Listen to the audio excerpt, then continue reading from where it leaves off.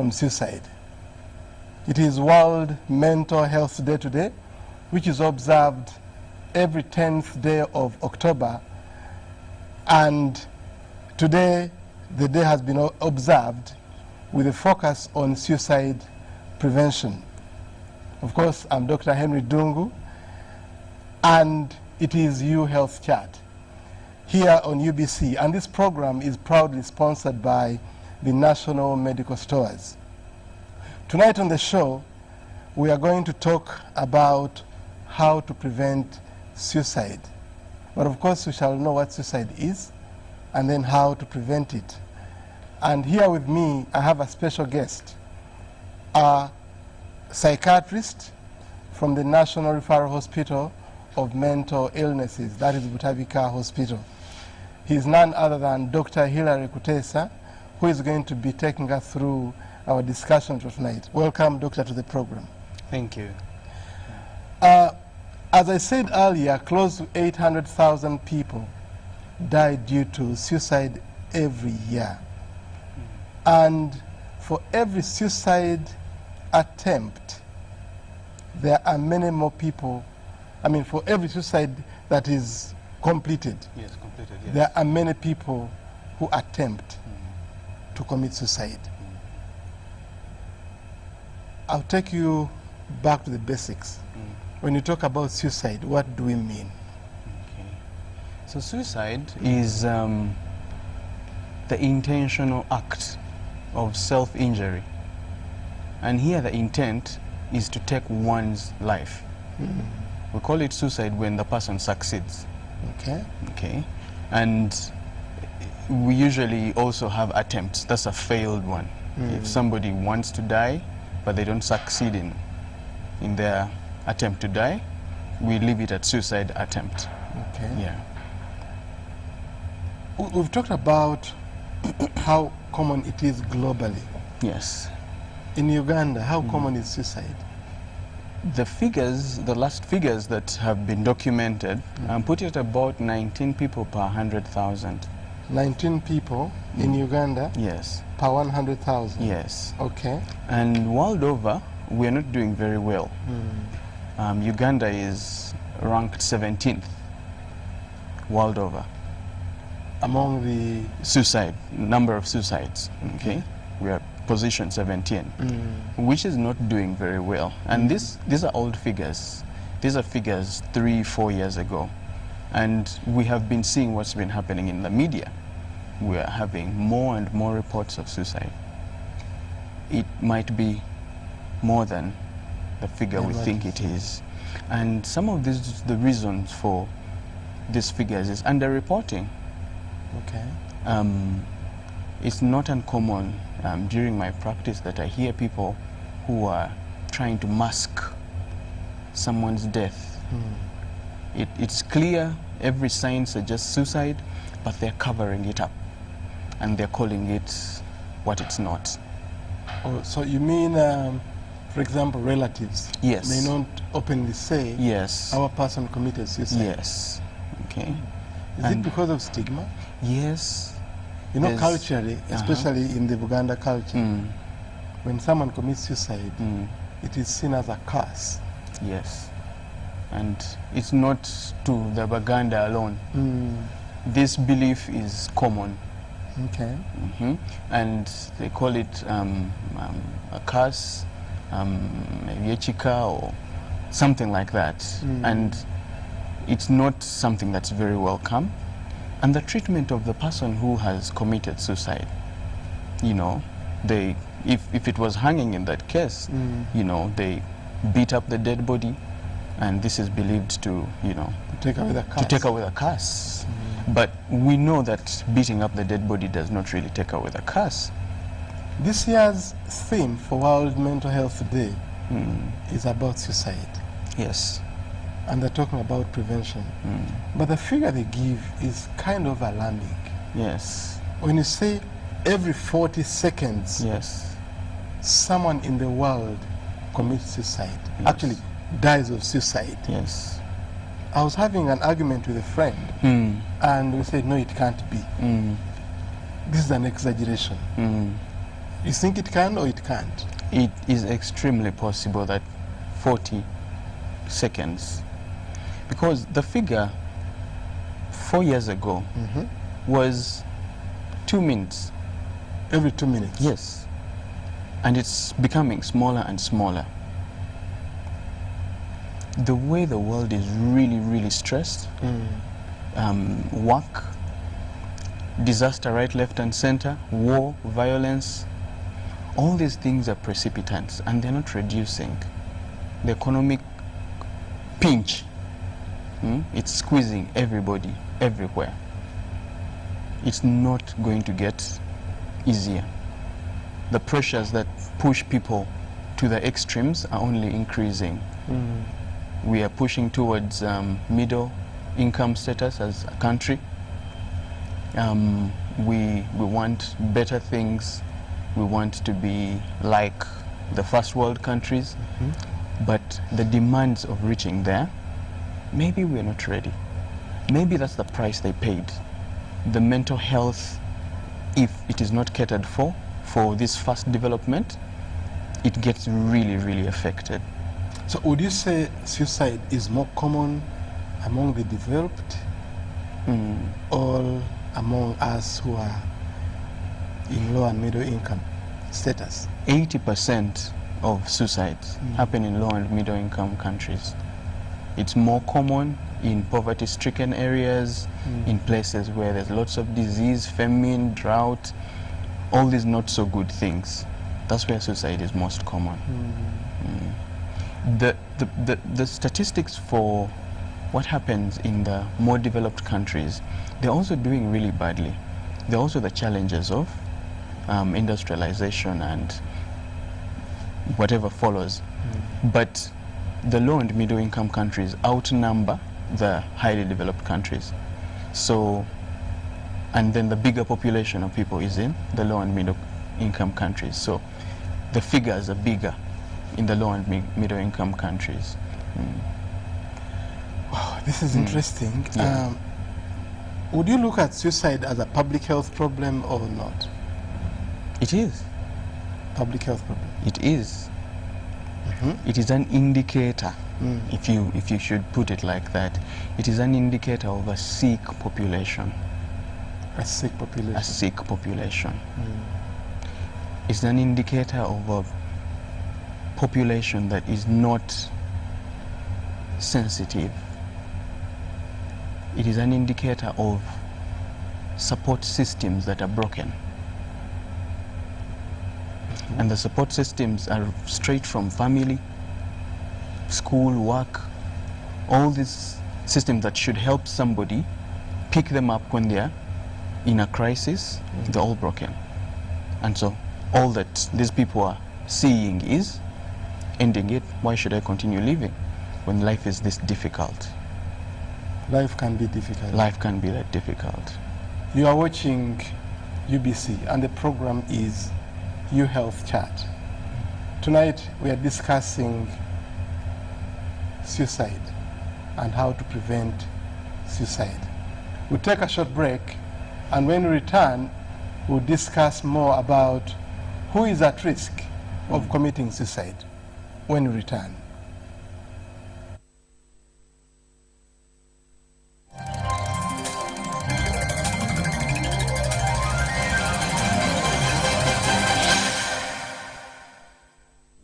My name is Mkaiv Hannington, winner of the NSSF Friends with Benefits Season 2. Congratulations, Hannington! I used my winnings to boost my agricultural production and give a chance to the people in my community to work. So join us this year for the 3rd season of the NSSF Friends with Benefits, as 16 Ugandans share inspirational stories on how they use their NSSF benefits to do life-changing things. So tune in every Sunday with your host, Gaetano, and I, and special new host, Uncle D. It's another incredible display. It's the NSSF Friends with Benefits. And that's not all. You have the power to vote for your favorite stories to win up to 55 million shillings, just like Hannington. This show is brought to you by NSSF, a better life.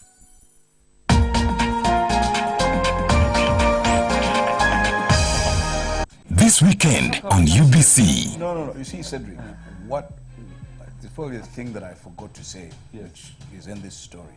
Do the job you're doing now with total dedication. Yeah, you know. So you've never applied for a job? No. I believe in this Martin Luther kind of saying, you know, if you are not the big tree, be the small shrub, but be the best small shrub in the bushes. Yeah. If you're not the road, at least be the best footpath.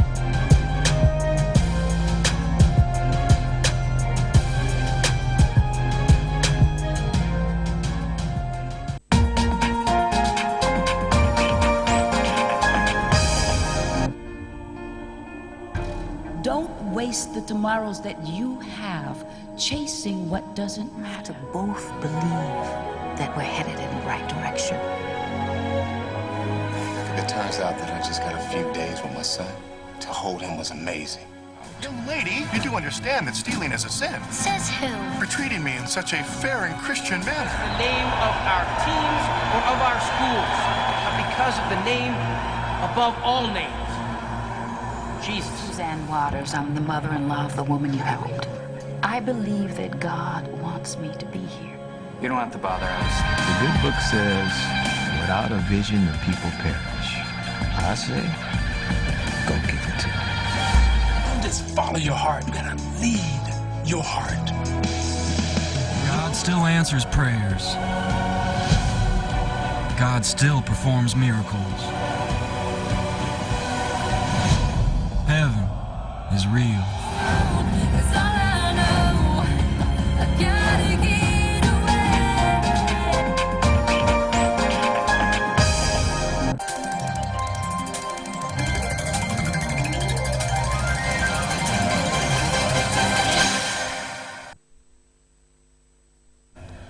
Welcome back. You are watching UBC and this is U Health Chat. We are discussing suicide. And my guest tonight is Dr. Hilary Kutesa, who is a psychiatrist from Butabika National Referral Hospital. While the link between suicide and mental disorders is well established, Doctor hinted about that, especially in high-income countries. Many suicides happen impulsively, in moments of crisis, with a breakdown in the ability to deal with the life stresses. The doctor hinted on that. I want him to help us. Doctor, you help us to understand who is at risk for suicide. There are very many people at risk. Okay. And first of all, we need to appreciate that as much as very many people might say it was a spontaneous act, this is not a very big number. Over 90% have a comorbid mental disorder. Okay? The figures range between 80 to 90%, a comorbidity with a mental disorder. And the biggest contributor is major depression. Major depression. Major depressive disorder. Okay. And major depressive disorder is a condition where somebody is excessively sad. On most hours of the day, most days of the week, most weeks, excessively sad. It's excessive sadness. And that is not all. They do not enjoy anything. So if there was something they used to, watch football with friends, go out partying, they no longer do that. They no longer enjoy reading the books they used to enjoy. And they are just isolated. They're not eating well. They're not sleeping well. They can't do any work because they don't have energy all the time. They wake up and they're tired. It's chronic fatigue. I'm tired.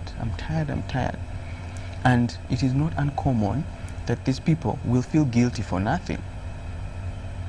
They'll think they committed a crime they actually didn't commit. They'll feel they're responsible for a very bizarre event that they had no relation to. They might feel they were responsible for their parents' death when they were children. Even if it's not true. Even if it's not true. So they'll feel useless, worthless, okay? And when somebody is thinking these kind of things over and over again, they sometimes feel the best thing to do is get rid of themselves.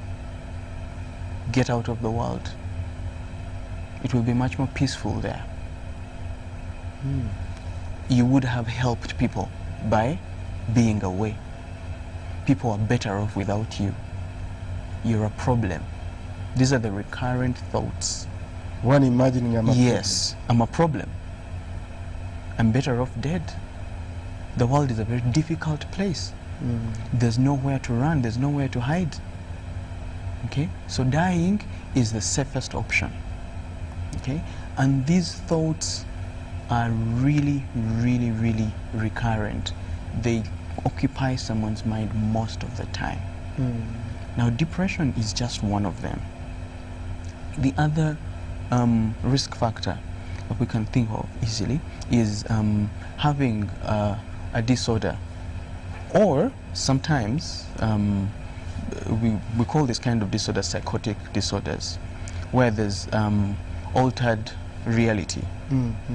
Somebody is hearing voices, seeing things that other people are not seeing, and sometimes these people hear these voices and they're telling them, kill yourself, you're useless. And these voices are not kind. Really? They're not kind at all. They're forceful. They make you feel like if you do not do what we are saying, we are going to punish you. They're like commanding you. They are commanding you. Totally unkind. And this is happening to someone very many hours of the day. It's very uncomfortable. And sometimes someone will give in and they'll just go on and commit suicide. The other risk factors are extreme poverty or low socio-economic status.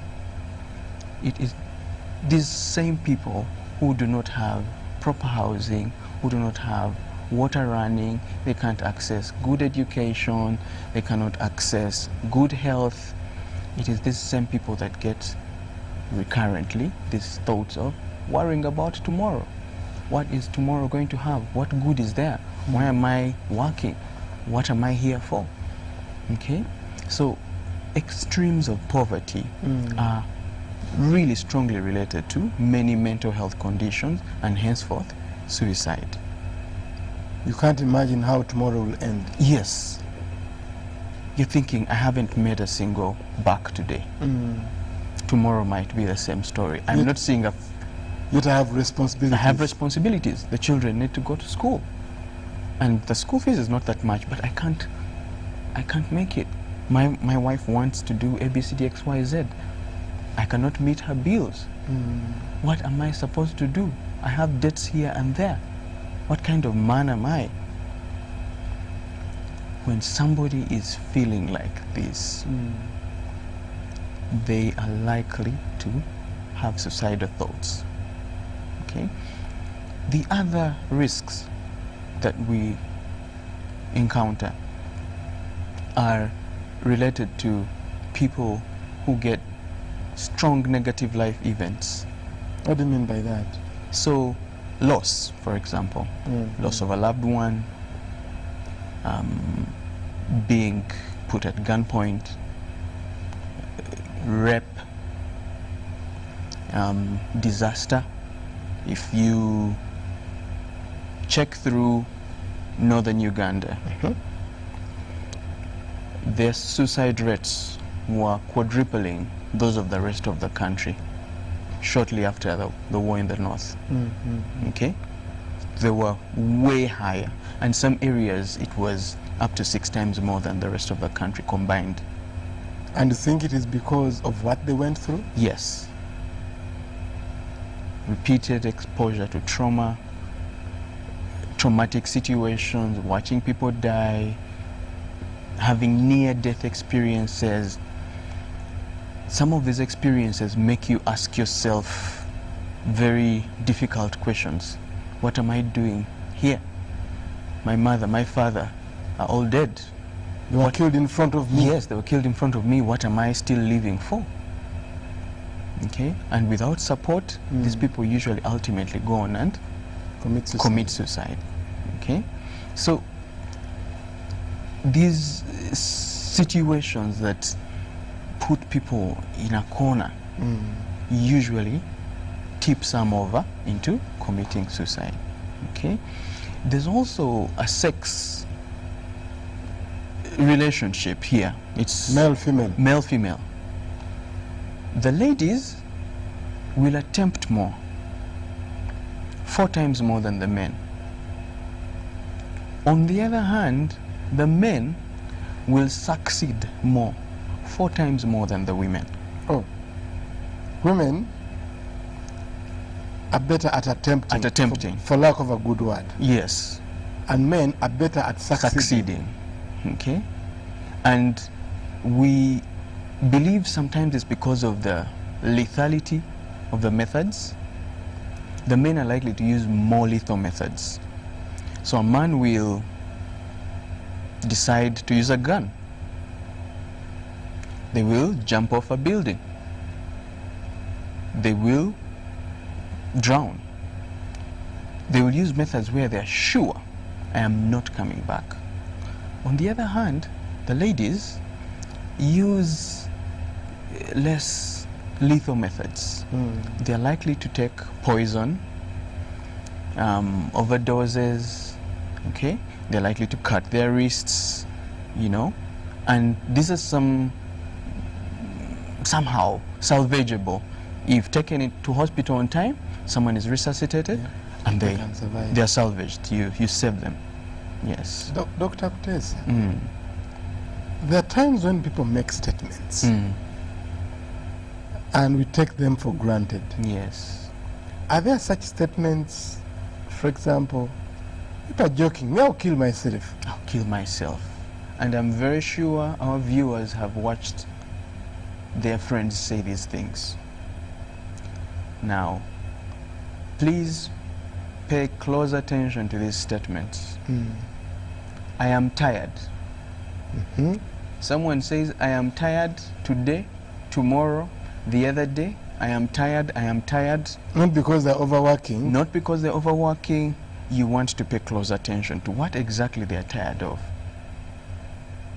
People who want to commit suicide are actually tired of living. But the least they may tell you is, I am tired. I am tired. I am tired. Let's pay attention to these statements. You'll hear some of your friends say things like, what is the meaning of life? Then they keep quiet. Why on earth am I here? Then they keep quiet. Then you sometimes hear others say, I don't care. I don't care. I don't care. Something happens, I don't care. When it's getting worse, now these are sometimes the initial things that you will hear when someone is having ideation. Because suicide is not abrupt for the hugest majority. It's not an impulsive thing. For the hugest majority of people who commit suicide, they've been thinking about it. Okay? So they start with thoughts like these ones. I want to go to bed and not wake up. Their wish is not to wake up. Yes. Go to bed and not wake up. Okay? And these are the kind of thoughts they keep brooding on over and over again. When these thoughts become very intense and very frequent, they start brooding plans.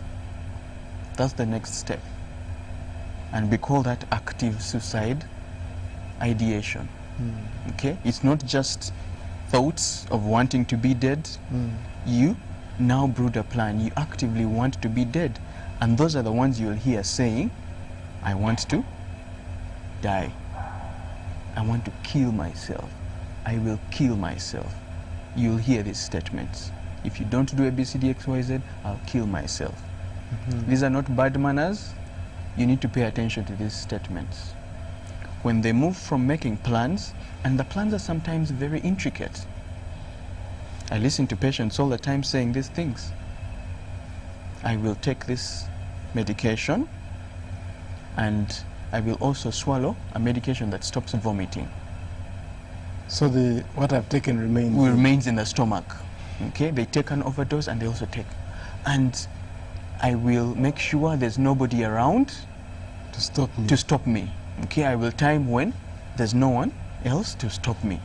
Me, I will stop you. Okay. We are going to take a short break. When we return, we are going to further understand strategies on how suicide can be prevented when we return.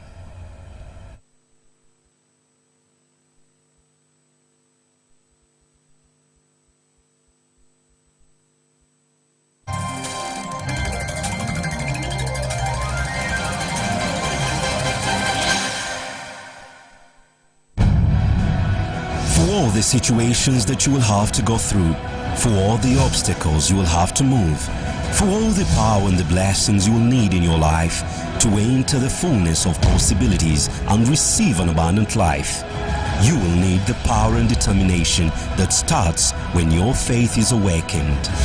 Join us daily at 6:55 a.m. and 10:55 p.m. for Awakening of Faith, only here on UBC.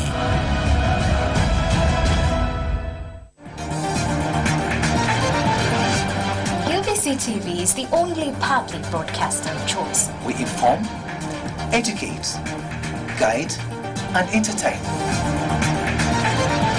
We bring you news as it is, wherever it is happening in real time.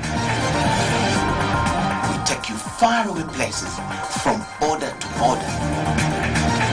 We keep you up to date wherever you are. In the languages of Kiswahili, Luganda, and English. UBC TV, inspiring Uganda.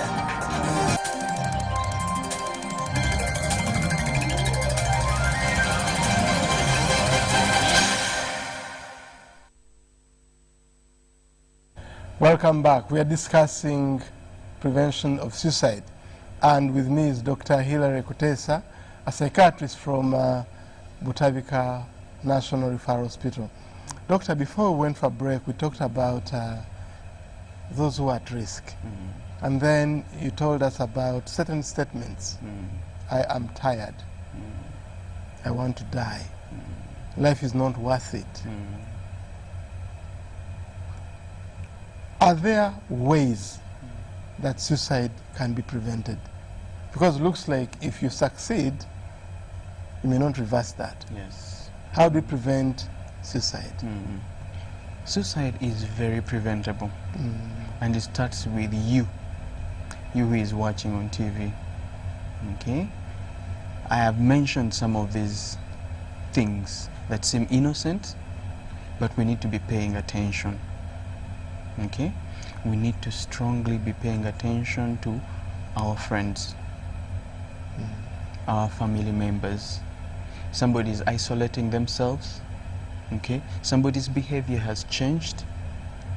They are not their usual self. You want to pay attention. What is happening? Ask these questions and show genuine concern. We've noticed that at the core of most of these people who commit suicide or attempt, there is a breakdown in social support. There is nobody to listen. Nobody is saying, hey, it is okay to cry. Come. Let me support you. Come, let me help you. There is nobody doing that. And when somebody realizes that there's nobody for them, they ultimately are feeling very alone and lost. And they ultimately resort to suicide. Okay? We can be more supportive. We can improve on our ability to report. So once you realize some things like this, report urgently. When you yourself notice you're having some of these thoughts, please seek professional help. There are... So you mean if I have the feeling of life being worthless, Yes. I can seek for advice. Yes. And people will not look at me in a different way. Yes. We need to stop the stigma against mental illnesses. It needs to stop yesterday. Not today, but yesterday. Somebody who is feeling depressed is not having a white man's disease, as they call it. Somebody who is feeling depressed is not pretending. Okay? They are genuinely feeling some psychological and emotional pain that needs to be attended to. The reason you want to seek help quickly is because somebody is trained in picking up on these symptoms. And they will be able to tell you, you know what, if we can talk about this 1 session, 2 sessions, you'll feel better. Or sometimes you need a prescription to help you get through whatever you're going through. Sometimes the reason you're feeling these suicidal thoughts is because there's a genuine mental disorder. Which can be treated. Which can be treated. And mental illnesses get treated and people get better and people go back to work. There is therefore no need to stigmatize them. We also need to decriminalize suicide. What do you mean? Right now, if you attempted suicide and you survived, by law, you should be put in prison for attempted murder. Really? Yes. Okay? You know that? Yes. And this is keeping people back rather than them coming out, you know, I am suffering like this. They're holding back. Okay? This criminalization of stigma is making people hold back. So Uganda Psychiatric Association is starting a process of how we can reverse this legally. And I'm sure once we achieve this, we would have helped. It's not a crime in the developed countries because they have learnt that it is a cry for help, help that is not coming. Okay? Yes. If we can have more people in more people with mental health training in schools. Okay. We have counselors and we use these services. Someone does not have to get full-blown depression before they get help. You know, there is a counselor and, you know, I can have 1 hour with the counselor at school, you know, secondary school, university, within the halls of residence, you know, and you talk to somebody and they give you a solution. Sometimes you're just looking at things in a really an inverted way. Do we have such strategies in this country? They are... Or it is what you're beginning? It's a move. We are trying to have many mental health trained people in the primary health care setting.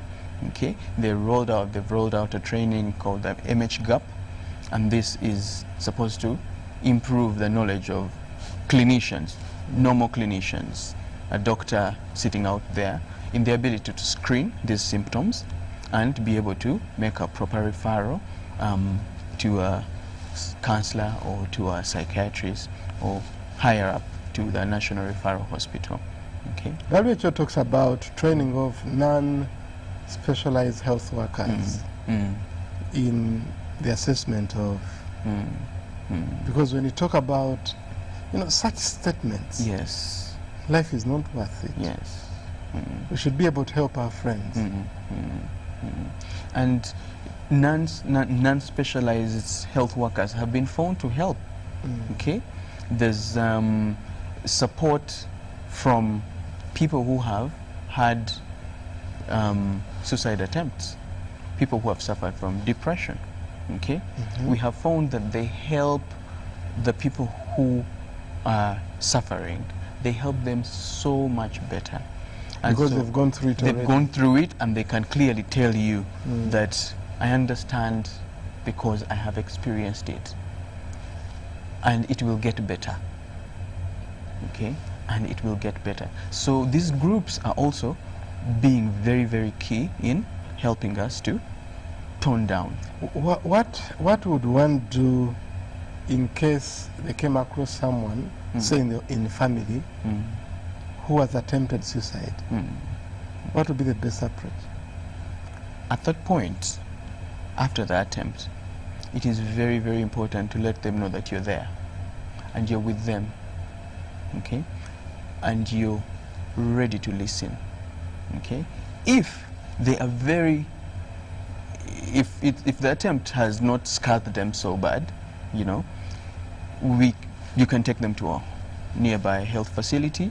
They, you know, examine them and see if there's need for a referral to a higher hospital. Dr. Kasita, sorry, Kutesa, some people think if one was attempting suicide, they're seeking for attention. Is that true? It's a very common belief, and it is not true. It's not true entirely. Okay. The attention seeking is not the primary motive for a suicide attempt. It is a cry for help. Cry for help. Yes, it is a cry for help. I need help. Okay? Yes.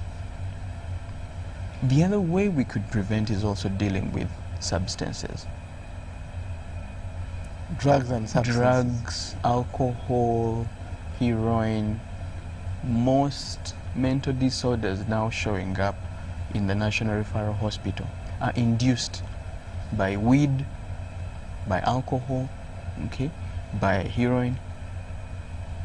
The wards are full of people who have been using substances, and it's not uncommon that they also attempt suicide. So I'm very happy to learn that the alcohol control bill is out, and when these things are implemented properly, we will have fewer people. Okay, the tobacco one passed through, but tobacco is not as problematic as alcohol and the other substance when it comes to suicide. Okay, so controlling those things will also significantly help us. Is it that those who are doing or using those substances at a very high risk for depression, or there are other ways? Yes. Somebody to use excessively is not always just for pleasure. They're sometimes drowning pain. They're sometimes treating a sleep problem. Some people, most people start drinking heavily by treating a sleep problem. They can't sleep without it. They can't sleep without it. They're treating anxiety. Some will tell you that these voices I talked about earlier on, people hearing voices of unseen people, commanding them to do things, that when they drink alcohol, the voices quiet down. And so somebody is actually treating a mental illness, but with alcohol, rather than seeking proper help. Okay? So dealing with the substance use problem will help us a long way in reducing the number of people who are committing suicide.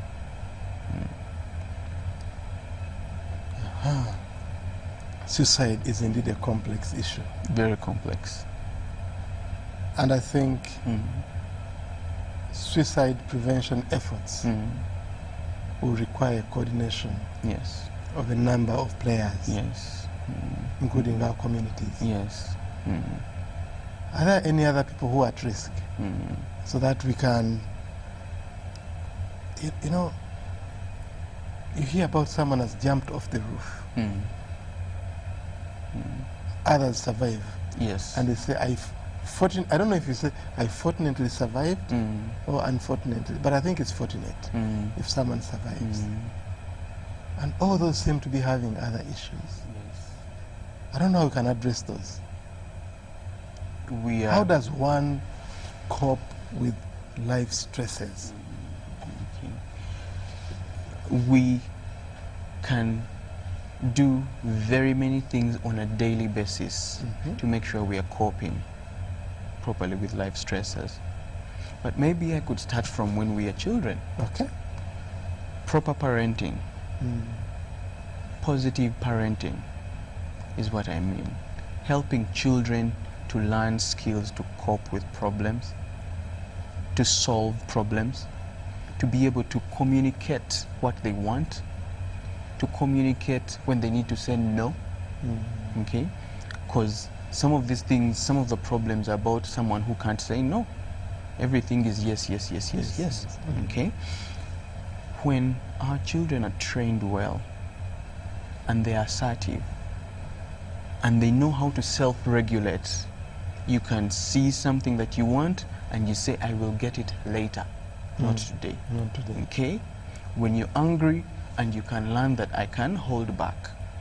When we produce a generation like this, we'll be able to deal with lots of the mental problems that are causing people to be really suicidal. Okay? And then when we grow up a bit, now it becomes about how you deal with your life, your work-life balance, school-life balance. Okay? Too much of anything is bad. If you focus too much on your work, your life is getting stressed out. Okay? If you become a party animal, it is party after party, Party after party. party after party after party, your life is equally going to be in big fat trouble. Okay? We need to work at getting a balance, not being tipped over excessively on any side. Okay? If we can also ensure that people are very aware of their other health needs. Okay? You need to eat well. Sleep is a very important essential. You need to make sure you're having nothing less than 6 hours of sleep. 6 hours. 6, nothing less than that. Your brain repairs all the day's damage at night when you're asleep.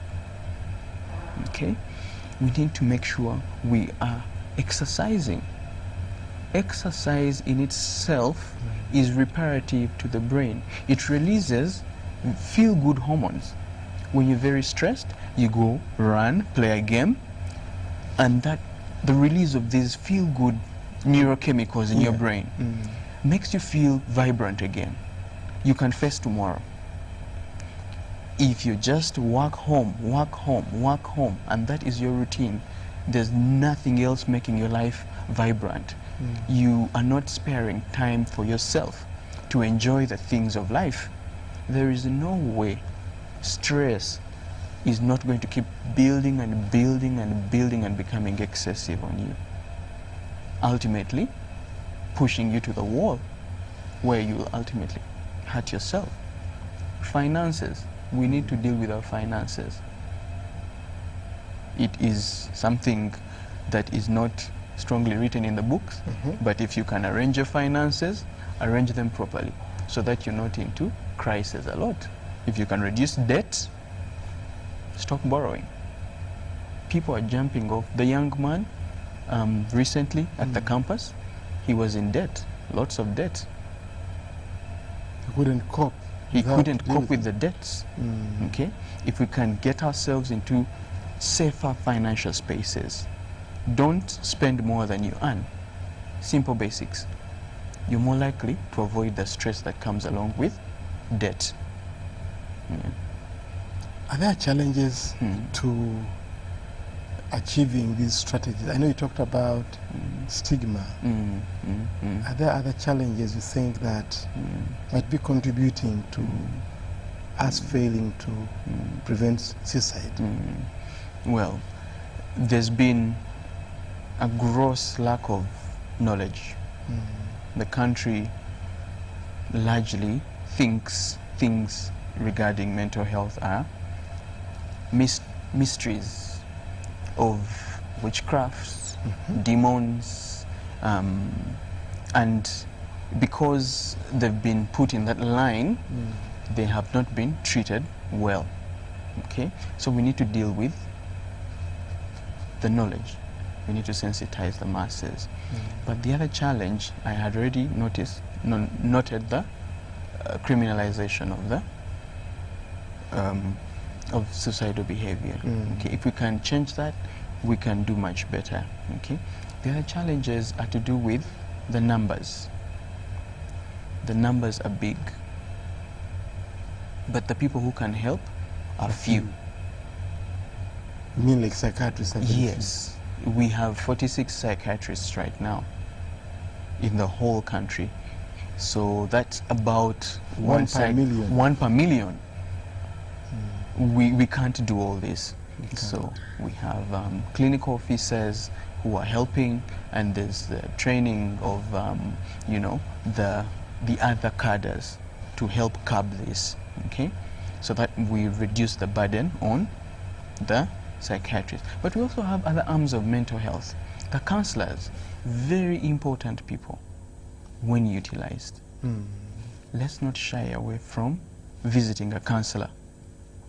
When you feel you're not, yes, see someone to help you. Yes, please see someone. Go talk to someone.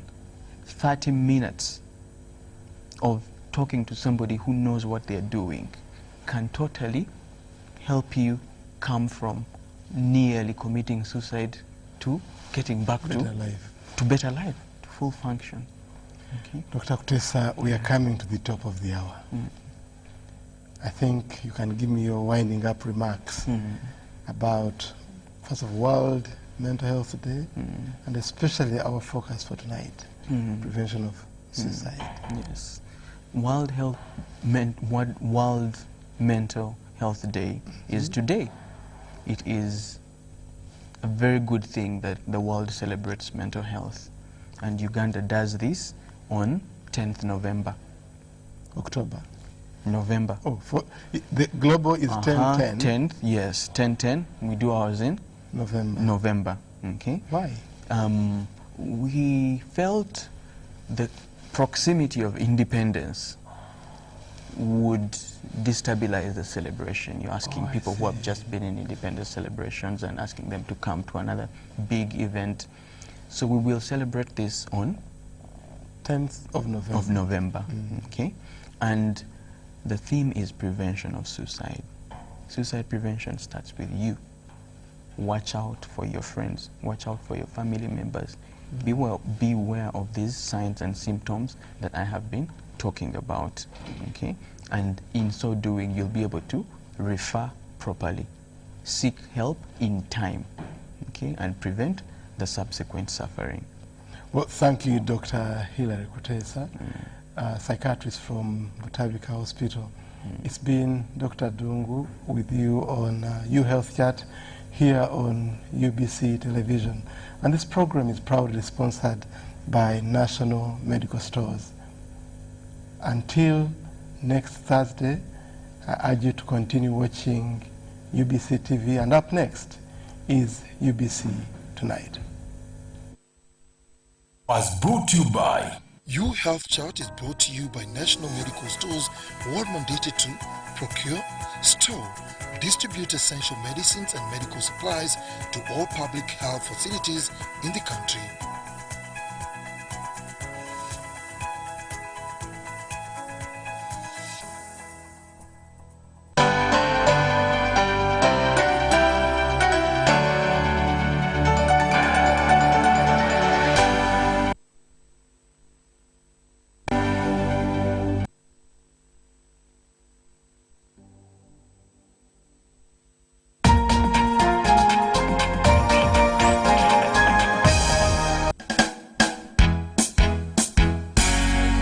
Drink one for the road. Let me drink one for the road. Cause you only need the light when it's burning low. Only miss the sun when it starts to snow. Only know you love her when you let her go. No, I've never been someone shy until I seen your eyes. Still I had to try, yeah. Girl, every little thing I do it for you. In every little song I sing it for you.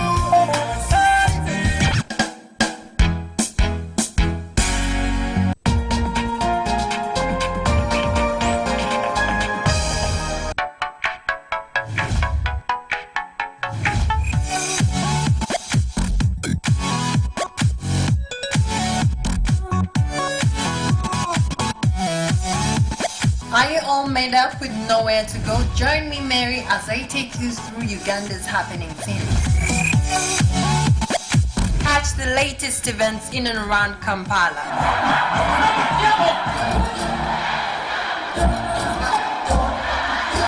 One-on-one interviews with people that matter on the entertainment scene. This is your girl Aline. This is Dr. Camille representing the Power Flavor Magazine, lifestyle, and a lot more. Watch Power Flavor Magazine every Saturday at noon and Wednesday at 11 a.m. Don't miss your show.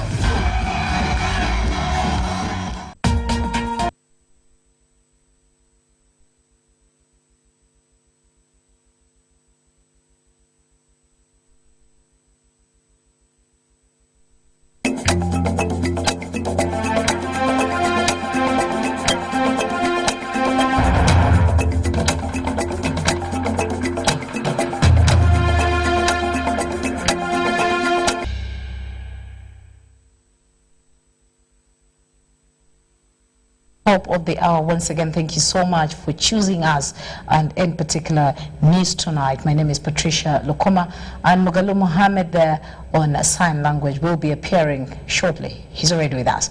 Well, first though, let's have the headlines.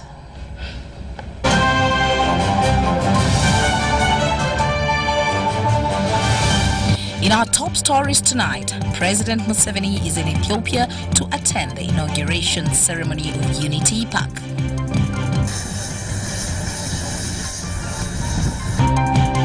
And in Parliament, procured vehicles for Commonwealth Conference are to be part of the national stock. I'm happy to say that the cars will become part of not only the Parliament fleet, but it now becomes the part of the national stock. And in sports, Magogo admits to corruption in ticket sale, banned from football.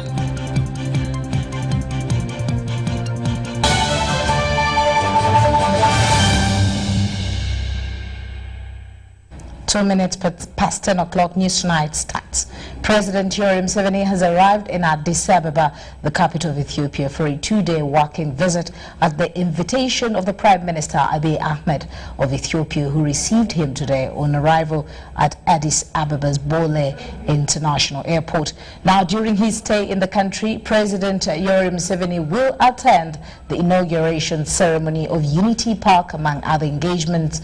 President Museveni was seen off earlier today in the morning at Entebbe International Airport by the head of public service and Secretary to Cabinet, John Mitala, Deputy Commander of Defense Forces, Major General Wilson Ambadi, Assistant Inspector General of Police, Major General Muzei Sabiti, and the Acting Director of Human Rights in Uganda Prisons, David Ahembisiwe.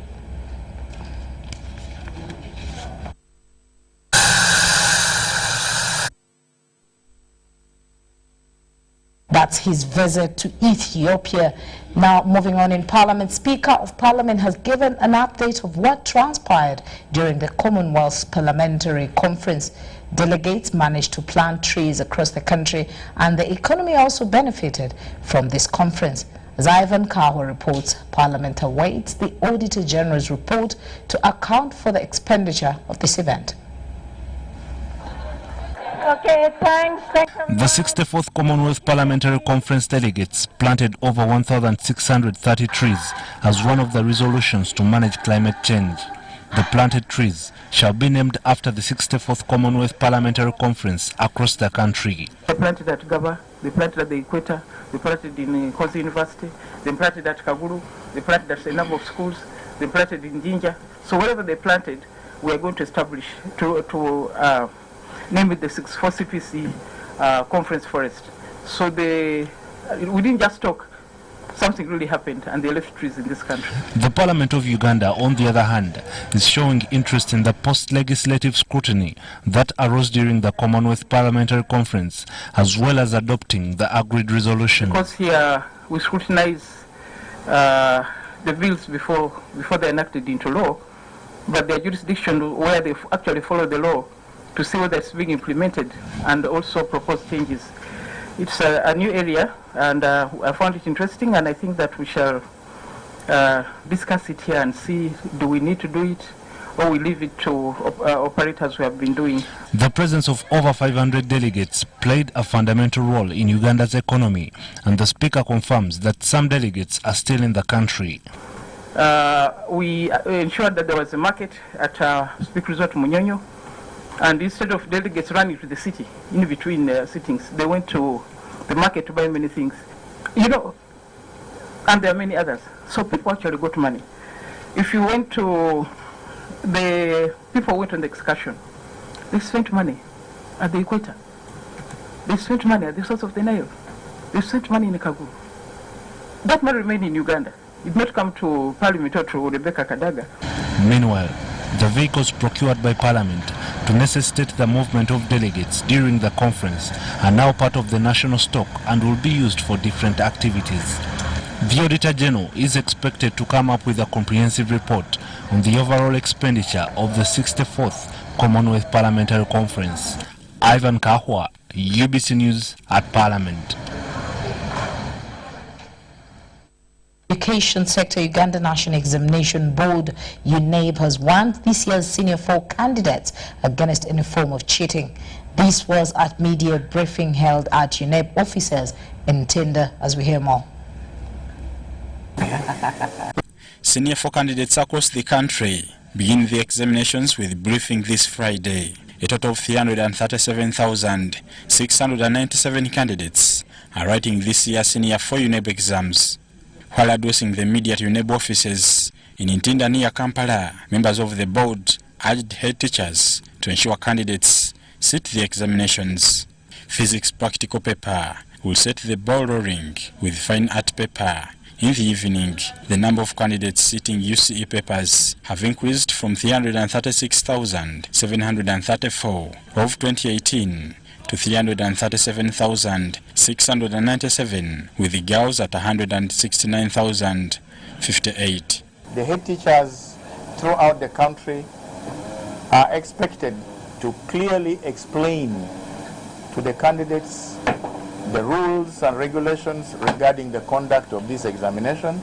The Executive Secretary UNEB, Dan Nokuracho Dongo, cautioned candidates and parents against fake papers being sold by dishonest and unprofessional teachers. Fake papers of UCE that are circulating in areas of Kampala and Masaka. But we want to warn that these fake papers will disorient the candidates. Those that believe that the papers they have now are the papers that they will be examined on will be completely disorganized when they enter the examination room to find what they've been wasting time on are very, very far from the exams that they are supposed to answer. Odong said that UNEB has taken necessary steps to ensure that the examination is conducted smoothly. We'll be having 474 area supervisors, 3,531 center supervisors, 13,279 chief invigilators and invigilators, and we shall be having slightly over 1,200 scouts. Police spokesperson Fred Nanga appealed to police commanders across the country to be vigilant during the examination period. We've informed our territorial commanders to ensure that all schools that are conducting UNEB examinations are patrolled regularly, making patrol routes around all those school and examination centers. He said the police have also provided investigators who will be stationed around every school. Where there is a request that requires them to come into the examination center, especially where there are issues of professional misconduct, probably somebody copying the answers openly on the blackboard. Our officers have been guided on how they can enter the examination room and ensure there is no disturbance in the process of picking somebody from there. The 2019 UC examinations are being conducted under the theme, Integrity and Security in the Management of Examinations is my responsibility. UNEB has also asked spiritual leaders to preach against malpractice. Report by Robert Onyango for UBC. Now, Uganda has a 0.3% food gap, which needs to be addressed if the country is to achieve zero hunger by the year 2030. While speaking to the media about World Food Day, the Minister for Agriculture, Animal Industry and Fisheries, Vincent Bamalanga Chisempija, said that this is being attributed to the 3.2% population growth rate and the low agricultural productivity, which stands at 2.9% per annum. Every 16th of October, Uganda joins the rest of the world to celebrate World Food Day. Statistics from the Global Hunger Index indicate that 33% of children in Uganda below 5 years are stunted, 22% underweight, and 6% wasted. Mothers are also affected by malnutrition, while men are affected by undernourishment due to low food intake, alcohol consumption, and 8% are obese because of overnutrition. Malnutrition also affects productivity because 60 to 70% of labor in farming activities is produced by undernourished and underweight women. Close to 170,000 children are born underweight, and this leads to US$ 5 million children are spent on incubation facilities, while 16,000 who die of low birth weight cause a loss of US$ 38 million. According to Global Hunger Index, hunger dropped to 21.8% in 2017 from 27% in 2015, a promising trend. To bolster food security in Uganda, Ministry of Agriculture, Animal Industry and Fisheries came up with a 2015-16, 2019-20 food-based intervention of prioritizing different types of foods like maize, beans, rice, cassava and banana. Nutrition-friendly interventions, which include enterprise mix of vegetable gardens, rearing small livestock, fish ponds, and agroforestry projects in schools and communities. It also includes nutrition education to provide adequate nutrition knowledge and skills in food preparation. The UN Food and Agriculture Organization FAO recommends countries to expand their agricultural policies beyond staple food production to include investment and research on nutritious crops. In the way that our food systems currently work, from agriculture production to processing and retailing, there is little space for fresh, locally produced foods. Food systems have to be modified through innovation and technology so they can safeguard the use of vital natural resources such as water, soil in a more efficient way. This year's celebrations at national level will take place at Bulindi Zonal Agricultural Research and Development Institute in Bunyoro sub-region next week. This year's theme is Our Actions Are Our Future, Healthy Diets for a Zero Hunger World. Emphasis will be put on assessing how undernutrition and malnutrition affect development. Activities prior to the day include a Zero Hunger Walk in Kampala. I'm Nafka Farida and Sana Anet reporting. Now, in the area of power distribution, Uganda Electricity Transmission Company Limited has applied for 5 trillion Ugandan shillings from Electricity Regulatory Authority. According to the power distributor, the amount will, among other things, cater for the construction of the new power substation and capital expenditure for a period of 3 years, which is from 2020 to 2022.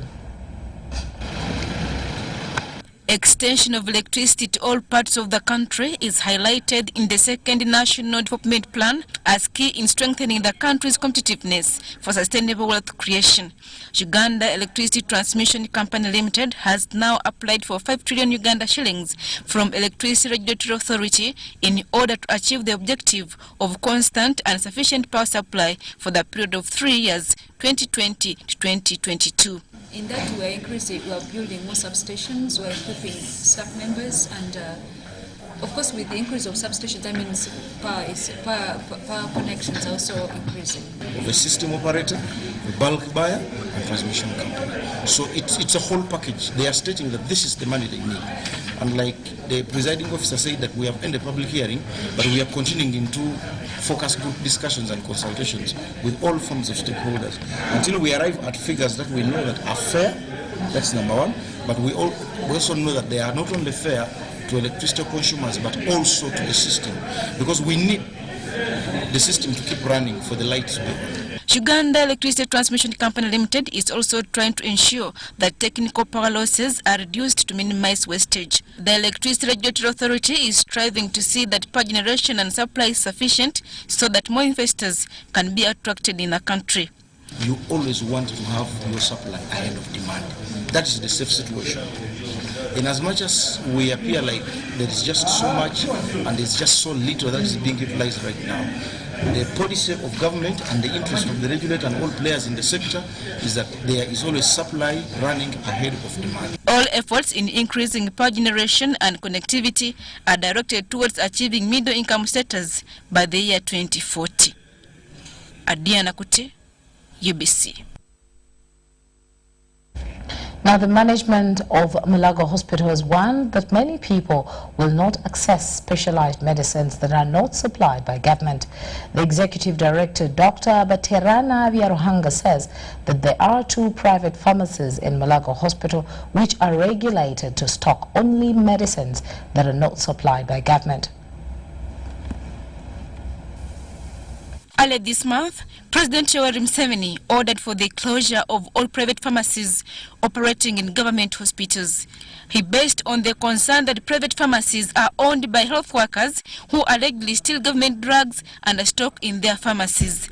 But Mulago Hospital management has fear that many people will not access specialized medicines which are not supplied by government. We are moving into treating more complicated diseases and doing complex surgeries. Now, these complicated diseases and surgeries require very good medications. They require good medications, they require implants, they require also some prostheses, and these are not being availed by government at the time as of now. This is because the monies which we get from government and in the national medical stores are for essential medicines and essential health supplies. I would like you to mark the word essential medicines and essential health supplies. These essential things are for immunization, for diarrheal diseases, for fevers, malaria, and so forth. But they are not going to handle complicated diseases like those who have CMV, cytomegalovirus, pneumonia, whose treatment, ganciclovir, one viral, will cost about $1 million. Mulago Hospital management clarifies that there are 2 private pharmacies which are regulated to stock only specialized medicines. There may not be there drugs that dissolve clots, the thrombolytic drugs that dissolve clots may not, for example, be there. You come with a clot in the heart, how do you resolve it? Or the clot is in the lung, how do you resolve it? It is not part of the essential medicine and essential health supplies. The doctor diagnoses that one, you pack, you just die. So we needed these drugs to be near. You know, you are in a theater and you see that somebody has got into heart attack, you require a drug, it is not there. So how do you get it? You want to get it to say, walk to one degree, get it. Now it is just pick. Mr. W, bring this drug here. The drug comes. Even before you talk about the cost, you have given the drug and the patient's life is there. Then you can negotiate the cost when the drug is there. That is why we wanted the private component to be there. The patients in the private wing will also be affected as procurement procedures will be followed to acquire medicines. But the most unfortunate bit of it is that when the government buys drugs, you follow the procurement regulations. Now, the procurement regulations may not easily allow you to go and pick a drug that is not available today. A drug is over now, you don't just quickly run and say, let me go and just buy it in town and come. You have got to advertise, you have got to follow the procurement regulations and so forth, which if you have got a private wing pharmacy that has got a private component, you don't go through those bureaucracy. And that is exactly what we have. We don't go through those bureaucracy to acquire any medicine or any prosthesis that we want at any time to use it on a patient. Suppose you are on the ward, you are in theater, and when a patient is already on the table, you will find that you require a particular drug. If you are to follow the normal regulations, it's difficult to get that drug. But although Mulago Hospital comply with the President's directive, the entity has to seek legal opinion since the contracts with the 2 private pharmacies are still running. These pharmacies, a number of people are going to die. Others, of course, will suffer morbidity because they have been getting good drugs from this, and these drugs may not be very, very square, so those people will die. The other issue is that, of course, we have signed contracts with these people, and we shall definitely ask the Attorney General and the Solicitor General to guide us. They are given contracts of 3 to 5 years. Adiana Kuti, UBC. Thank you very much, Adiana Kuti. Now, in a charity talk, the soldier who is said to have hoisted the Uganda flag on October 9th, 1962, is suffering with a stroke. The 77-year-old retired Major Akorimo Kanuti, now bedridden at his home village of Amatenga in Kumi district, needs money for treatment. As Zahabiona Francisco reports, retired Major Akorimo Kanuti can neither walk nor talk. The British flag, the Union Jack, was formally lowered, ending the 68 years of British rule. The Uganda national anthem followed, and the Uganda flag raised, marking the birth of a new nation. It was midnight of October 9th, 1962, when this now retired soldier, Major Akorimo Kanuti, hoisted the Uganda flag. When still energetic, Major Kanuti recounts the event. As I was in the army, when I came back from Britain, the Uganda government asked me to participate in hosting the flags. All this is no more. Retired Major Akorimo Kanuti suffers a stroke. His right hand is lifeless, and he can neither walk nor talk. The 77-year-old lives at the house UPDF built in his honor at his home in Omatenga village, Kumi district. A lone photograph in the sitting room is a relic of once energetic Major Akorimo Kanuti. He suffered a stroke early June, and his family has to incur expenses for treatment. He needs transport and shillings 400,000 to visit Mbale Hospital every 2 weeks. His wife, Florence Agwang, takes care of him. Even before he fell sick to this level, Papa used never to have any way of getting income to support the family. Retired Major Akorimo Kanuti is always lifted from the bedroom by family members to meet visitors. He grasps for breath to speak, bows his head more often, and mutters why he has been left alone. His words do not connect.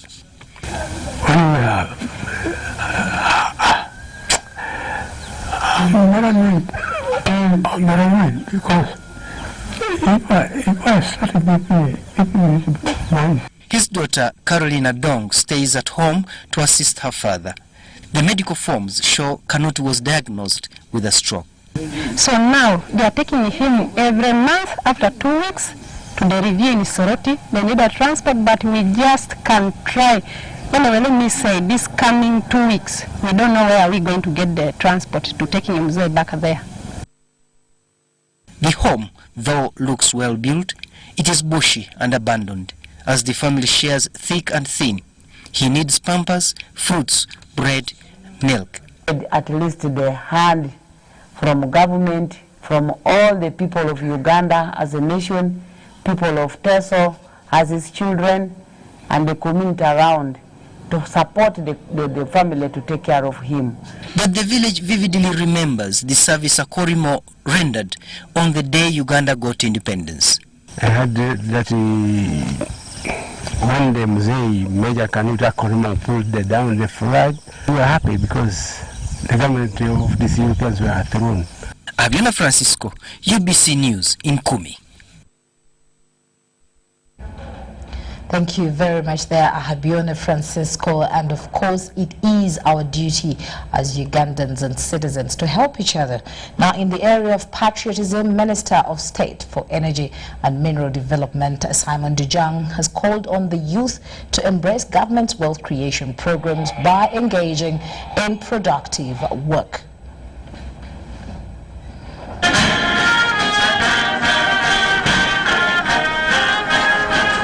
More than 300 youth cadres in Zombo district are the latest bunch of patriots to be passed out. The training was organized by the Ministry of ICT and National Guidance together with the Ministry for Northern Uganda at Paida Teachers College. While presiding over the pass out exercise, State Minister for Energy and Mineral Development, Simon Dujang, cautioned the youth against irresponsible living in order for them to play a pivotal role in national development.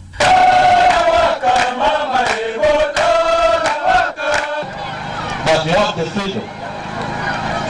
Those of us who live in the other regimes, those days you couldn't dare make a cartoon of the president, but these days they can draw His Excellency Museveni in any way and nothing happens to them. So this is what NRM, and that's what we are celebrating, and then prosperity. The State Minister for Northern Uganda, Grace Kuchin, says the youth have gone through ideologies that will empower them to be catalysts for national development. It has been very useful. They confess that they have been lacking information. And I want to say that it is true that we also say that the youth lack information. But it is us, it is our responsibility to nurture them.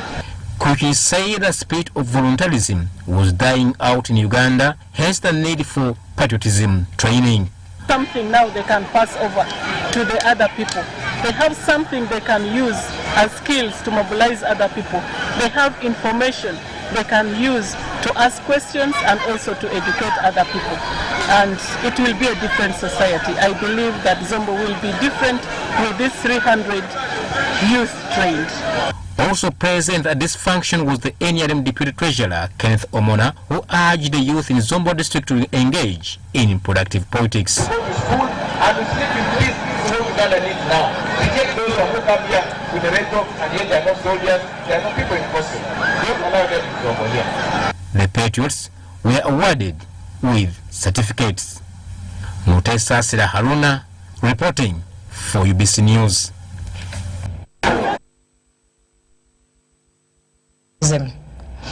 Now, youth on independence, old boys, old girls of Namagabi Secondary School in Kayunga District under the umbrella body Way We Are the Youth have expressed concern of good health if they are to achieve meaningful independence in the future. This was during a cleaning exercise in Kayunga town as a symbol of their efforts towards development. Students of Namagabi SS in Kayunga district yesterday stormed Kayunga town for a community cleaning exercise as their contribution towards the 57th independence anniversary. The students, together with OBs and OGs under the umbrella organization We Are the Youth, cleaned Kayunga town, counseled fellow students, gave out sugar to patients in Kayunga hospital. Through that, we believe that Way is able to uplift the youth of Namagabi SS and Kayunga at large to the next level, so we can see more independent youths in this country. They say they are spreading the gospel of no sexual harassment as one way of achieving total independence. We mentor youth in sexual education. For the last 1 year, we have been running a campaign that is called Zero to Sexual Harassment, Toka Basanya. We believe that teachers, students, and a number of people in the community experience sexual harassment, mostly the youths. We believe that through our youth organization, we can bring an end to sexual harassment. Also present at this function was the chairperson of the Parliamentary Budget Committee and Intended North MP, Amos Lugolobi, who urged youth to be visionary and focus on productive activities that will ensure their total independence in the future. Abaana balime kutayaya obutayaya wabula ebikola weebiri era mbakubiriza nti baddembe nnyo okukola association ne batuyita ne twogera gye bali ne tubagaidinga ngaffe abayise ebintu bino ne tubaleetera n'abantu abalala ne boogerako gye bali ne babalaga ekkubo eddungi mwe bajja okutambulira.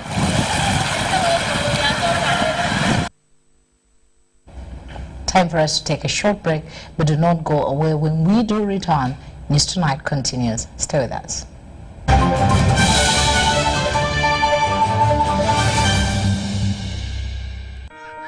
Every dream has a challenging journey. Ours began in 1998 with a mission to drive the development of a robust communications sector in Uganda.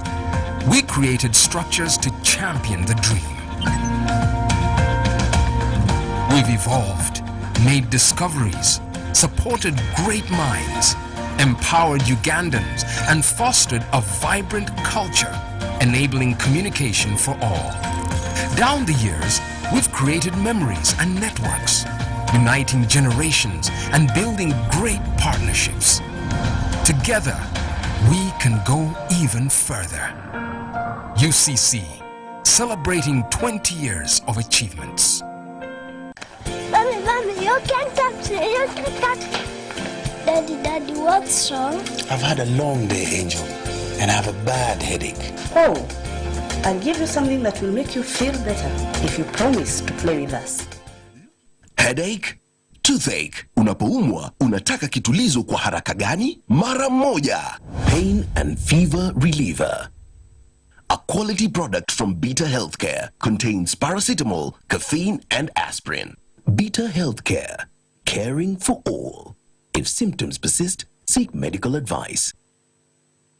Have you completed Senior 4 or Senior 6 and you want to do a 2-year certificate or a diploma course? Makerere Institute for Social Development, an affiliate to Makerere Business School, offers programs in accounting and finance, business administration, procurement and supplies management, social work and social administration, information technology, counseling and guidance, human resource, project planning and management, journalism, secretarial studies, and many others. We are located on Sir Apollo Kegwa Road, next to Oilcom Petrol Station, with a UBTEP Center number. Ladies and gentlemen, welcome to the Pain Arena. Introducing on the right corner, Mr. Action, the reigning heavyweight champion in the ring against the Headache, the #1 contender. And the bell rings. Headache charges forward with a steady right and a left hook. Action dodges. He misses out with an inch. Wait a minute. Mr. Action launches back with a kick. The final blow. He is out.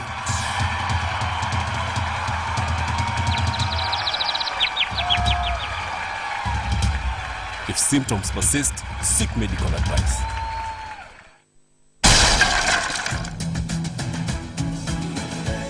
Measles and rubella outbreaks are still being reported in some districts in Uganda, putting the lives of our children at risk.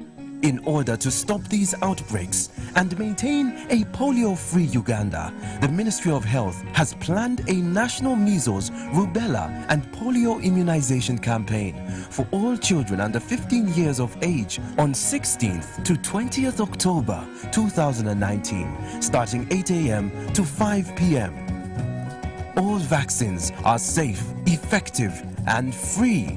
Parents and caretakers are hereby asked to take all children under 15 years of age for immunization at the nearest health facility or immunization post.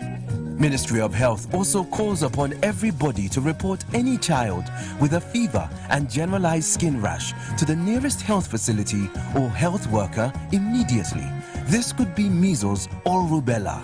This message is brought to you by the Ministry of Health with support from World Health Organization and UNICEF.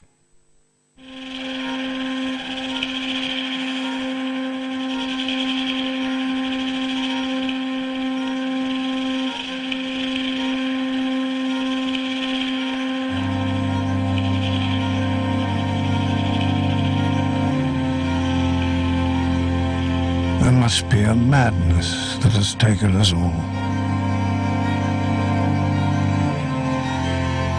the life of an animal means nothing at all.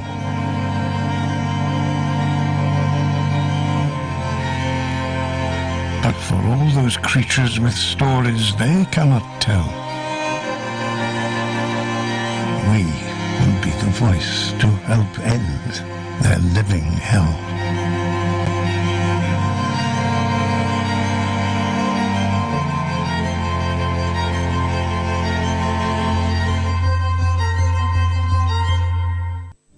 My name is Mkaiv Hannington, winner of the NSSF Friends with Benefits Season 2. Congratulations, Hannington! I used my winnings to boost my agricultural production and give a chance to the people in my community to work.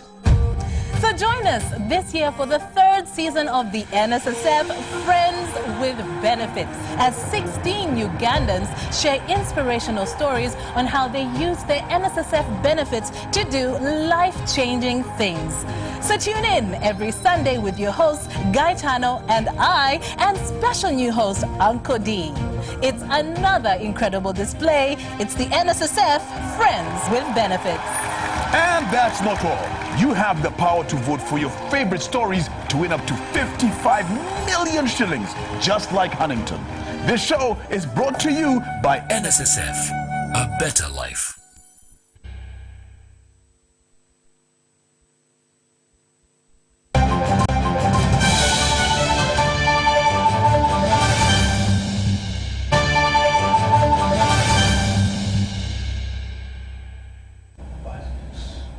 Welcome back. It's time for business.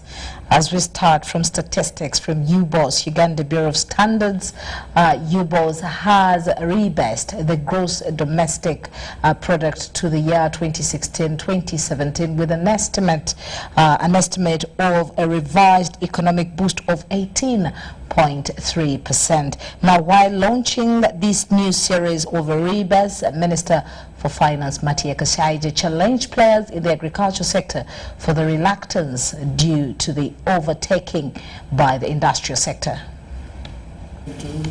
A number of revisions have been made to the last published gross domestic product series of 2009-2010. This has led to the completion of the 2016-2017 rebased But did you see that script? with the estimate of 108.58 trillion shillings, which implies upward revision of 18.3%. In the 2016-17 base period, informal sector is contributing 51%, and the formal 49%. This is a reverse. So we need to bring these people in formality. And once they're in the formal sector, then they conduct business in another way. UBOS wants all government institutions to establish statistics units in their areas of operation to ease work. Argue to them to set up statistics units or departments to undertake the improvements in administrative data. A number of ministries I must admit and the MDs have actually complied. The Ministry of Finance, the Ministry of Health, provide good data on. The industrial sector recorded the biggest revision of 51.4%, followed by agriculture and service sectors. Growth rate. Overall, you realize that our new base in 2016-17, the growth rate, the economy grew by 3.9%, and that was the same when you compare it to the 2009 and 10. It grew at the same rate. And the biggest contributor to the total GDP was services that contributed 43.5%, followed by industry, that is 26.0%. While launching the new revisions, Minister for Finance Matia Kasaija says the performance of agriculture in the rebased GDP series calls for serious warm-up. But as time as the economy grows and other sectors come in play, agriculture tends to have a lower, I don't know significance, is overtaken by other sectors, not in importance, but in ranking. So that's what is taking place. Agriculture is declining, in relationship to other sectors. GDP rebasing stands for replacing the old base period with the more recent base for computing the constant price estimates, and the launched GDP series 2016 is to replace the old 2009 GDP series. Abdul Nasir Luwama for UBC News. Now, in the agricultural sector, the Speaker of Parliament, Rebecca Kadaga, has urged Busoga sugarcane farmers to start value addition in order to improve their livelihoods. She was launching the sugarcane juice processing machinery at Kitayunjwa sub-county in Kamuli district.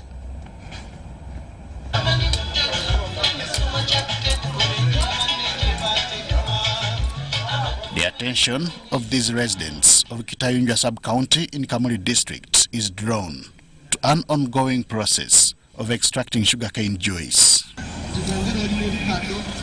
It has also attracted the attention of the Speaker of Parliament, Rebecca Kadaga. It is an initiative seeking to right the wrongs surrounding what some people describe as sugarcane politics in Busoga sub-region.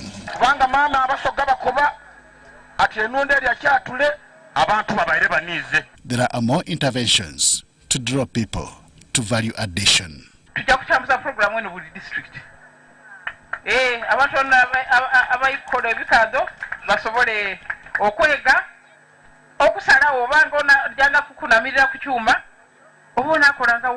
Dr. Grace Nambatia is the brain behind the initiative. So as researchers, we really felt that if Uganda has a big burden of cancer, it's only fair that we really look into this issue and promote this. But then we realized that if you really want people to access this resource, you also need people to be producing it in bulk. Both the Speaker and Dr. Nambatia believe the initiative is timely. So for me, I'm looking at solving the issue of incomes for our people. The other one is to do with the environment. They have shown us how to make charcoal briquettes. You know, the trees have gone, including mango trees, fene trees, even cocoa trees are being cut in order to make charcoal. But these briquettes can help us solve the problem if people embrace them. I think even the cutting of trees will come down. And as for markets, all the products as shown there, our role as an institution also is to create a market as long as the product has healthy attributes. Residents of this area are now interested in the new sugarcane juice processing machinery, to which they seek government support. Mpagano support je tuli kwenda okubona nti batufunira obuumu obukola ebintu ebyo ebyokukamula ebikado okufuna juice. Baba tu supporting oketa ku mugendo ogw'obuumu bafamazi abandi bali able okusobola okugula obuntu obwo. This could address issues surrounding sugarcane growing across the country, including Busoga sub-region. Henry Okrut, UBC. Now that's what I call empowerment of farmers in the agricultural sector. Now still in business, but on the side of telecommunication, Airtel Uganda has come out to apologize for the network downtime that occurred yesterday on Independence Day, which happened between 3 p.m. and 9 p.m. Mark Arnold Wadulo has more. Customers and agents of Airtel Uganda were negatively affected by a 6-hour network downtime in the evening of 9th of October, Independence Day. Nachizudde sawa zabadde sawa nga 2 awo ate nga bakasitoma bajja ngamba gamba teri network nemba nga nsubiddwa bajjayo ssente nemba nga bizinesi yange nga tenkolera. Bawadde kuno ogenda wali ogenda ku mobile money okujjako ssente ne baga nti network tekuli. Airtime njagala okussa kunkubire omwana andeetere ssente ankolera airtime esimu nga teziyitamu. All data, call and mobile money operations were inaccessible. However, Airtel Uganda has come out to apologize, asserting that the network is back and running. It was due to a technical disruption, but fortunately it has all been restored, and I can confidently say by about 7 o'clock it was back to normal. It had been restored, and I can confidently say that our services are right now running smoothly, both voice and data. Customers still experiencing technical issues have been advised to follow various prompts. In case there is any customer out there who is still experiencing any issue, either first of all switch off your phone, then switch it back on, or please contact our formal channels, that is through Facebook or through email or through our customer service agents, or just dial 100 and you'll speak to a customer care agent who will advise you on the way forward.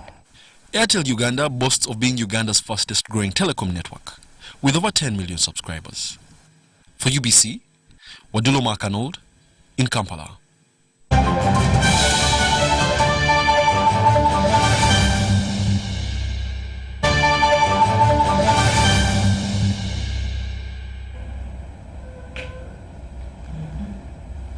And on the international scene, the International Criminal Court has scheduled hearings this November for the defense team in the Dominic Ongwen case to explain why, in their opinion, the accused allegedly had a mental illness or defect during the period that he has been charged with for committing war crimes and crimes against humanity. Now, earlier, Dominic Ongwen's defense had urged that he is not responsible for the crimes he has been charged with because he had a mental illness during the period he is alleged to have committed those crimes. Last year, the prosecution called to psychiatrists and a psychologist to show the court that Ongwen can be held responsible for the crimes he has been charged with, and that he has a sound mind. Ongwen has been charged with 70 counts of war crimes and crimes against humanity he allegedly committed as a commander in the Lord's Resistance Army between July 2002 and December 2005 in northern Uganda. He has pleaded not guilty to all counts. In Britain, last week's vote by the United Kingdom to leave the European Union is raising questions about London's role as a global financial center, which has helped send bank stocks down sharply for a second trading day in a row. Investors are worried about the immediate impact that the Brexit decision will have on the UK economy. Flying the flag for British business. This is how some commuters and tourists weave their way from the riverbanks into the City of London and the buzz of banking and investment firms. Home to some of the world's top companies, London has been a hive of business ever since the Romans settled here for easy transport and trade along the River Thames. London is such a historic central business area that there are historic trade agreements, and people will still want to continue to trade with us. It's an iconic city where people want to live and work. But the uncharted waters of Brexit have affected the ebb and flow of investment in and out of London. Think tank New Financial says 275 big financial firms have moved some activities or people to other parts of the European Union or opened legal entities there. A poll from financial advisors De Veer Group says 6 out of 10 investors are now actively seeking to move assets out of Britain. And consultants EY estimate about $1 trillion worth has already gone since the UK referendum decision to leave the EU. Consider too that the number of initial public offerings in London fell 23% in 2018 compared with 2017. The Frankfurt Stock Exchange, meanwhile, had one of its best years. But the Central Bank of Ireland says London's financial district will stay intact regardless of Brexit. Noting its central time zone and easy regulatory scene, the London Chamber of Commerce is on board with that. I don't see an exodus. There's no doubt that every sensible company is doing the right thing in looking at what the options are. When you say they're moving out, very, very few of them are moving out lock, stock and barrel. The world has moved on. London has moved on with it and has stayed as competitive as it can be in the trade and investment environment. But Brexit has created a surge of uncertainty about London's stability and reputation as a city at the heart of the international monetary system. The city skyline is constantly developing. It says London's open for business, but some firms are treading water, waiting for that detail on the European divorce, which will be crucial to London's standing as a global financial centre.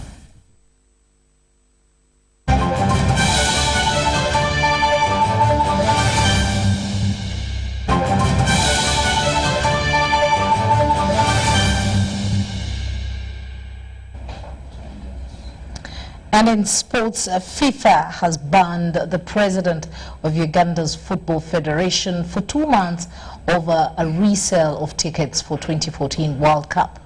The FIFA ethics judge, the FIFA ethics judges whose seat in Zurich found Magogo guilty of corruption despite his plea of innocence. FIFA says its ethics judges ratified the plea bargain by Magogo.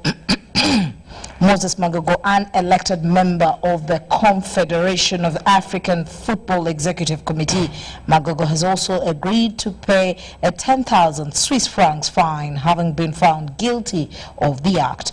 Magogo allegedly profited from the rule-breaking resales among an allocation of 177 tickets FIFA thought were for funds in Uganda.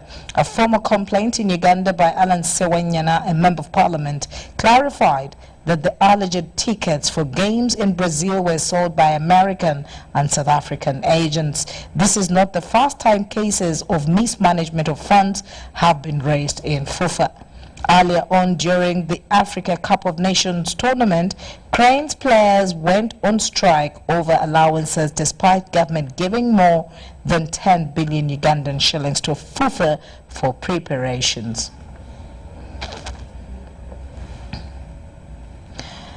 Now, the National Beach Soccer Association are constructing a temporary beach soccer field in Jeru to boost the National Beach Soccer team's activities and camps. Now, the request from the Beach Soccer Association to the mother body, FIFA, was to have a temporary structure for training and workshops. Uganda is set to host the Africa Beach Soccer Tournament later next year, with the construction of a stadium set to start in Entebbe. Nko center Njeru ngawe mujimanyi nti center ya bya kikugu era omupiira yetukolera enkulakulana y'omupiira ate bwe njogera ku mupiira ntegeeza ebika by'omupiira gwonna waliwo omupiira football 11 aside waliwo beach soccer kati olwaleero gwe tuliko wano nti akakiiko kafufa kafuzi executive committee kasalawo nti tulina okufuna ekisaawe wano ekya omusenyu enjeru. So yensonga lwaki nti basazeewo fundinga project eno gye mulaba nti ekifo kino tugenda teekawo omusenyu kubeera nga tusobola okuzanyirawo omuzannyo gwa beach soccer. National team esobola okuba nga esobola okujja ne campinga wano nebeera nga esobola okweteekerateekera empaka ez'enjawulo ate ne side zeri courses ez'enjawulo ez'abali free ez'aba coaches basobola okujja ne zibeera wano nga bakozesa ekisaawe kino ekiri mu tteekebwawo nti kiba kituyamba nti luli tubadde nga tugenda n'ogenda eri okulaba waliwo osobola okugenda ku beach olwa competition oba empaka naye enkulaakulana courses camp ya national team ekifo nga kino nga kirina omusenyu bwe guti omulungi kiba kisobola okukolera ddala bulungi objective eyo okulanga ne team ya beach soccer yeteeka bulungi ate ne courses tuziteeka bulungi. Now, in a last story, Uganda Premier League reigning champions KCCA FC return into action this Friday with a poor run after failing to secure victory in their last 3 games. Now, KCCA lost to Toro United and Bull FC in their last encounters. KCCA head coach Mike Mutebi says they are not worried despite the poor run in preparing to face off with Onduparaka at the StarTimes Stadium in Lugogo. Other fixtures on the day will see Toro United host Fired Up Bull FC at the Seminary Grounds in Fort Portal. is disappointing because we are a scoring team. And unfortunately, we have conceded. But like I said, that happens. We have to see that we score goals and win matches. You see, the solution is simple. Get those chances, tuck them away, and then you win the game. Be more organized defensively. Don't give away silly mistakes. Don't make silly mistakes. And those are the things the lads have to correct, individually. So, other than that, I still assure you, there is no pressure at all. If we were playing badly, we would be under pressure. But we're not playing badly. We're not playing badly, but we are not being a result. So if we are not creating chances, then we would be worried. Because the way we play, we're supposed to create chances, and we have been creating them. But unfortunately,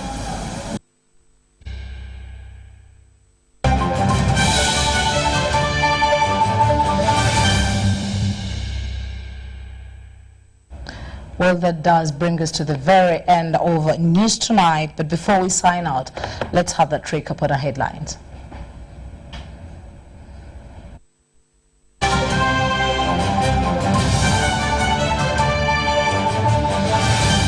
In our top stories tonight, President Museveni is in Ethiopia to attend the inauguration ceremony of Unity Park.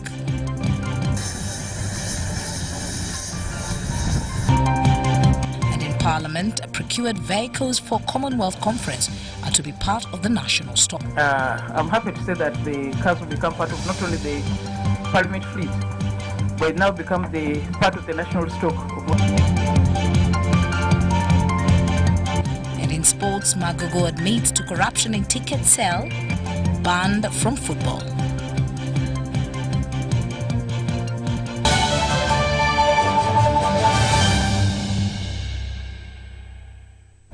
Well, that's it from us. My name is Patricia Lukoma, and of course, Mogalu Mohammed there on sign language. From the entire news team, it's a good night, but keep it UBC TV for our more programming is coming your way. Stay with us.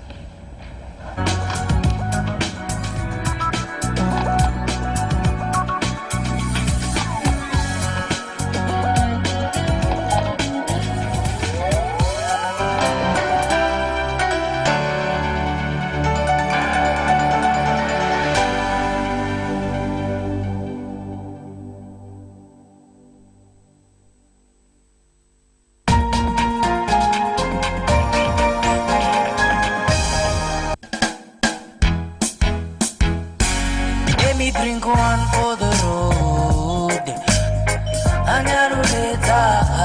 Let me drink one for the road. Cause you only need